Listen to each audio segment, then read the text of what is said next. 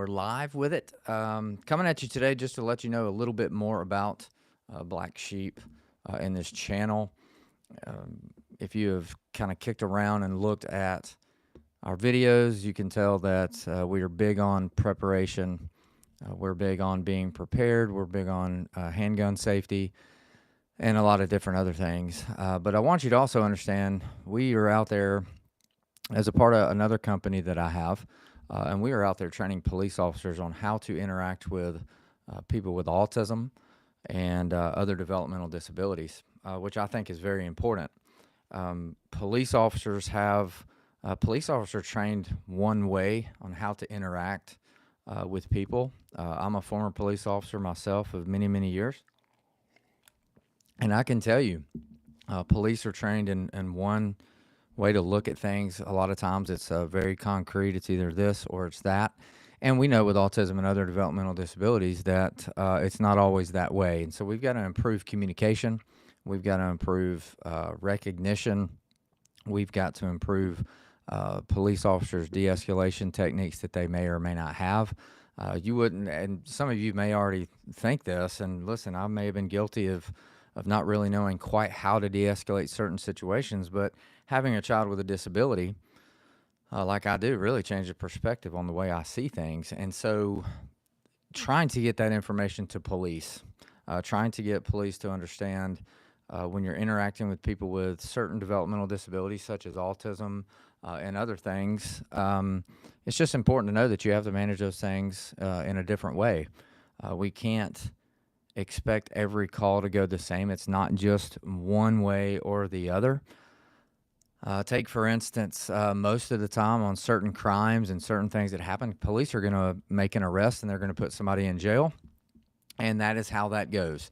If the person, though, in my opinion, has some kind of, if it's ID or DD or autism or anything like that, we've got to make sure that they understand it might not be the best option.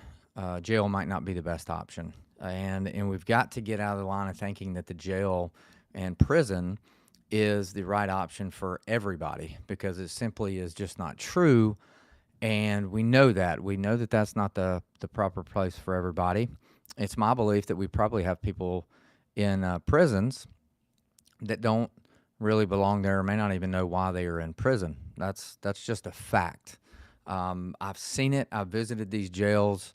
We have mental health patients, really, they're mental health patients, and they are in our jails in our counties across America, and they're not getting any help.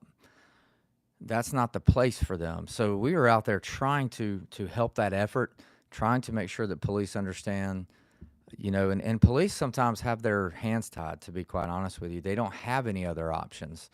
And that is a society that concerns me, is that we are putting a lot on police that is non-law enforcement activity, and we're expecting them to handle it, not only handling it, but really handling it perfectly, quote unquote. So, there's a lot of work there for mental health. And listen, everybody listening to this, watching this live, listening to this later on, we all have mental health.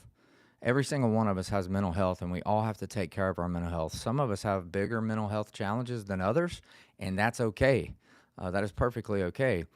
But the people with mental health challenges, if they need that assistance, we have got to do a better job as a society and as our government, whoever's making these laws and funding other areas of things. We need to really look seriously at all of our mental health facilities.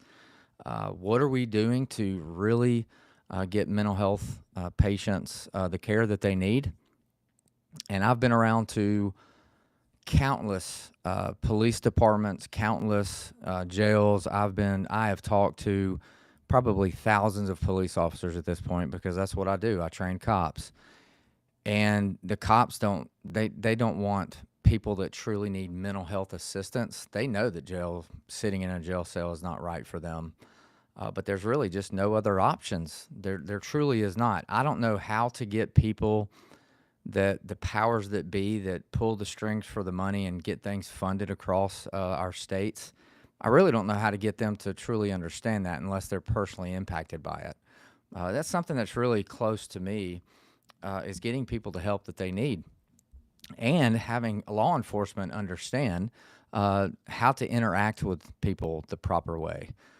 There are ways that you are going to handle certain situations. If somebody, take for instance, I've mentioned autism.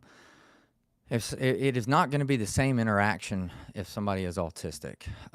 No two cases are the same. We know that. It might be that they do interact exactly the same way that somebody that you're accustomed to, but they may not. And sometimes communication plays a huge role in the decision making of a police officer. Why do I know that? Because I was a cop myself.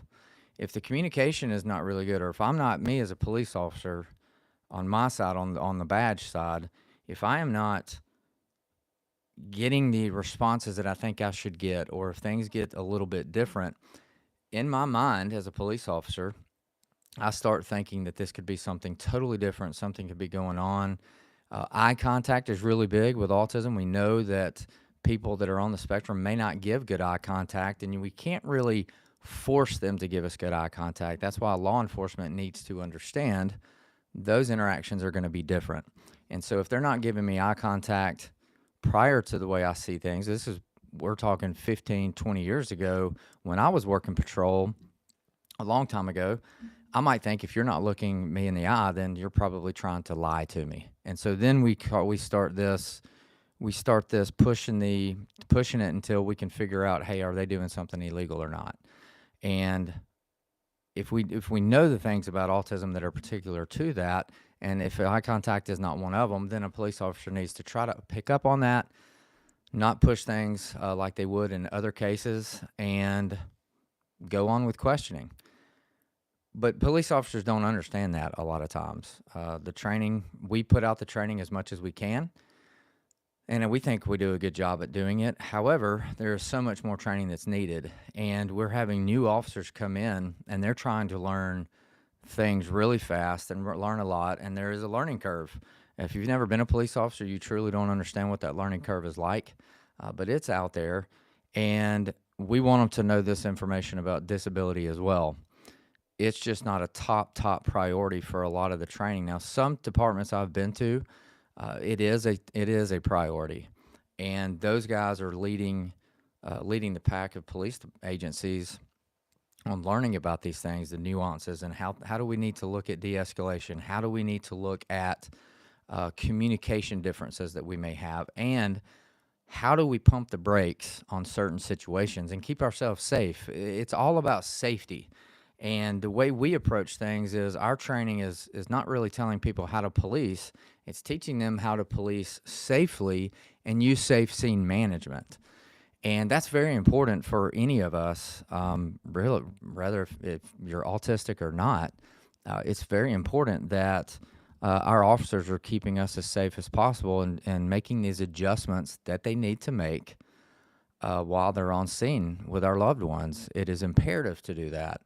When you go back over to the mental health side of things, the mental health side, we have got people with mental health sitting in our county jails right now. In the state that I'm from, probably where you live as well, and that is not where they need to be. I know I just got done talking about that, but that is a big thing for me, that we have people that should not be in our jails that need mental health assistance, and they're not able to find it. And to be honest with you, our society has kicked the mental health can down the road for several decades. They've just kicked it on down the road, and now we are having to deal with this more and more. And people dealing with it, meaning people need help and they can't find it. So what are we going to do? How are we as a society going to take care of those that need it? I think that's a question for all of us to sit here and ask ourselves. How are we doing it? How am I doing it?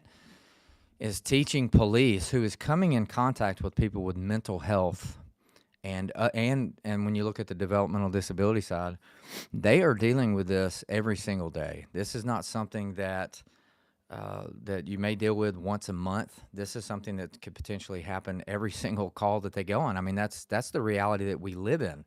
That is the reality that we live in. It's very prevalent, and they just need to be prepared. So that is what we are doing We are trying to get police officers their training, the boots on the ground, the people that are coming in contact. When you call 911, what police are showing up, right? It's patrol. Patrol is answering those calls for service, and we are attempting to get that training to police where they will understand these differences. And we've got to understand those differences so we're not putting people in jail that more than likely don't need to be in jail, if that makes sense. And we've trained thousands of police officers at this point, and getting them to understand that, getting to know what other options are out there, that's very important. So if we're telling police, hey, this individual may not, it's not suitable really, it doesn't really fit to make sense, in other words, to put them in jail and hold them, what are our other options? And quite honestly, agencies across our country in the United States do not know what their options are.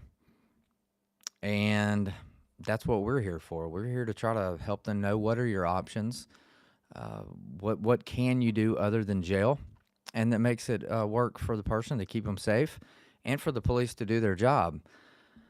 But I'm here to tell you a lot of things that police are doing these days are really not within the law enforcement scope. And I'm afraid we're getting to a point where we're going to be depending upon police to do all these things, and they're not really the ones to be managing those situations. But again, I'll challenge you. Where do people get mental health assistance? You may live in a state where mental health assistance and services are really, really good. I don't live in one that mental health assistance is really, really good. And so when the police are coming in contact with these people, they don't really have many options.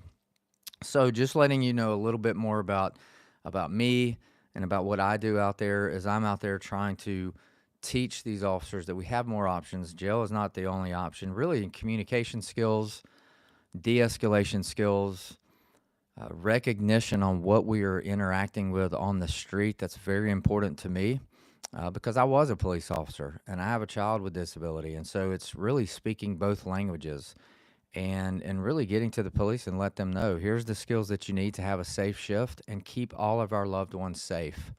And there are police officers out there doing wonderful jobs. There's some agencies that put this as a priority. There are other agencies that are not putting it at a priority. And in my opinion, we need to be putting that a priority because community policing, and I will admit, back when I was a police officer, I didn't look at community policing as being a huge deal, which was over 10 years ago, a long time ago. Now it's more important. Community policing is important to pay attention to know how we can better serve our community members, and to make sure everybody is treated fairly. So that's what we are doing. That's what I'm about, a little bit more about me. Just wanted to go live and tell you a little bit more about me and about what I do. And of course, I'm always about teaching firearms safety and other things too. Always check us out. I'd love for you to subscribe. I'll be doing these lives every once in a while to give you a little bit more insight into the world that I live. Until next time, everybody stay safe out there, and I hope to see you subscribing to the channel.